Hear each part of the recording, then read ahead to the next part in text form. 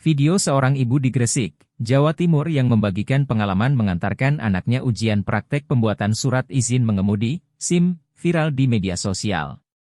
Pasalnya, ibu tersebut meluapkan kekesalannya, setelah sang anak 13 kali dinyatakan gagal melewati ujian praktek mengemudi berupa tes angka 8 dan zigzag yang selama ini memang menjadi momok bagi para pemohon SIM baru. Dia menceritakan, setelah anaknya 13 kali dinyatakan gagal, akhirnya ia mengamuk dan nekat menemui Kasat Lantas Polres Gresik untuk mempertanyakan alasan tidak diluluskannya anaknya tersebut. Padahal menurutnya, berdasarkan imbauan Kapolri Jenderal Listio Sigit Prabowo, jajaran kepolisian khususnya bagian Satlantas diminta agar mempermudah proses pembuatan SIM. Sebab hanya pemain sirkus yang dinilai bisa dengan mudah melewati ujian praktek tersebut. Meski gagal menemui Kasat Lantas Polres Gresik, sang ibu di video tadi akhirnya berhasil ditenangkan oleh aparat kepolisian lainnya dan akhirnya sang anak pun diluluskan. Walaupun demikian, dia tetap kecewa dan meminta agar Kapolri bukan hanya memberikan imbauan, tapi juga membakukannya dengan merevisi Peraturan Kapolri Nomor 9 Tahun 2012 Pasal 62, yang mensyaratkan harus lulus 5 materi ujian praktek mengemudi diantaranya tes angka 8 dan zigzag. Berikut videonya. Bismillahirrahmanirrahim. Assalamualaikum warahmatullahi wabarakatuh. Selamat siang, salam sejahtera untuk semuanya. Hari ini tanggal 1 Agustus 2023. Nah, saya mau bercerita sedikit. Ini saya mau kasih pemberitahuan ke Pak Kapolri ya Pak ya. Saya mau melaporkan ke Pak Kapolri. Tadi pagi saya sempat adu mulut Pak di Satlantas Gresik, Jawa Timur. Ya, tempat domisili saya. Ya Pak ya. Tadi itu saya mau mengantar anak saya, mengawal anak saya, kenapa sampai 13 kali kok nggak lulus-lulus. Ternyata himbauan dari Pak Kapolri kemarin tidak diberlakukan. Jadi saya tuh tadi sempat mau menemui Kasat Lantasnya. Setelah saya lihat anak saya tidak diluluskan lagi untuk ke-13 kalinya, saya tadi mau nemuin Kasat Lantas, tapi tidak diperkenankan. Ditanya sama anggotanya, Ibu sudah ada janji. Dari siapa? Dari Bu Marita, saya bilang. Ibu sudah ada janji? Saya bilang belum. Oh, saya telepon dulu ya Bu ya. Ternyata alasannya Pak Kasat Lantasnya tidak ada di tempat.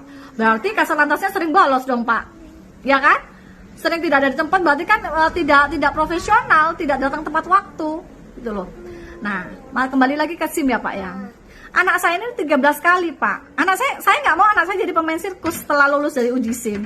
Ya, ternyata himbauan dari Pak Kapolri kemarin nggak dipakai Pak, aturannya masih sulit. Nah, tadi saya ngamuk saya di sana. Pada akhirnya nanti saya dirangkul dari salah satu anggota di sana, Bu, mari Bu, komandan saya mau ketemu. Nah, akhirnya tadi saya ketemu Baur SIM-nya, namanya Pak Chandra. Beliau di situ berusaha untuk mendinginkan saya, untuk mencari solusi bagaimana nanti saya luluskan Bu. Ternyata akhirnya punya suami saya yang semula juga dipersulit ya Pak ya, itu juga diterbitkan. Jadi jangan nunggu kayak begini dong Pak. Jangan nunggu orang ngamuk, masyarakat ngamuk dulu baru diterbitkan. Aturannya saya tanya ketika saya diskusi dengan Mbak Ursinya, kami ini Bu hanya melaksanakan peraturan yang sudah ada. Pak Kapolrinya kemarin kan hanya menghimbau Bu, hanya wacana, tidak ada dasar hukumnya kecuali itu terbit perpunya. Nah, berarti kan masalahnya ada di perpunya Pak. Peraturan Kapolri harus jelas ada dasar hukumnya, tidak sekedar himbauan supaya anak buah jajaran Bapak itu mengikuti instruksi Bapak secara paten. Ada dasar hukumnya. Nah kalau sekedar ini aja berani kok, resiko masuk penjara saya sudah jalani. Dan saya nggak gentar kan, nggak takut kan. Saya tetap menyuarakan itu kebenaran gitu loh. Apalagi cuman berantas korupsi Satlantas pungli-pungli begini, waduh saya nggak takut Pak. Karena selama peraturan SIM seperti ini Pak, selama itu pula calo tetap akan ada di sekitaran Satlantas. Banyak Pak, Satlantas mana aja, nggak cuma Satlantas Gresik Pak, semua Satlantas ada calo. Jadi kalau mau merubah sistemnya Pak, tolong Pak dasar hukumnya harus jelas supaya mereka tidak bisa berdalih lagi. Alasannya itu kan hanya wacana Bu, hanya himbauan Kapolri. Kami kan hanya pelaksana tugas di sini, masih pakai peraturan yang sesuai perpunya. Nah, sekarang sudah ketemu nih Pak. Tolong dah Pak ya. Tolong Bapak, saya bukan mau mendesak Bapak, tapi tolong Pak, masyarakat sudah sangat-sangat dirugikan dengan peraturan bikin SIM ini Pak. Dan untuk para anggota dewan di Senayan sana, saya mendukung loh Pak, Bapak-bapak anggota dewan, ibu-ibu anggota dewan di sana. Bikin SIM seumur hidup aturan mainnya, supaya masyarakat tidak dipermainkan dengan aturan seperti ini, merugikan. Ya, itu aja Pak, sekedar saran dari saya. Kalau Bapak ingin institusinya Bapak berubah, tidak ada istilahnya praktek di bawah meja, di Satlantas sana, pungli-pungli, ya Bapak harus ubah aturan mainnya. Tidak seperti ini lagi. Dan Bapak harus dengan masyarakat yang kritis seperti saya. Bapak harus dengarkan orang-orang seperti saya, karena saya tidak punya kepentingan, Pak.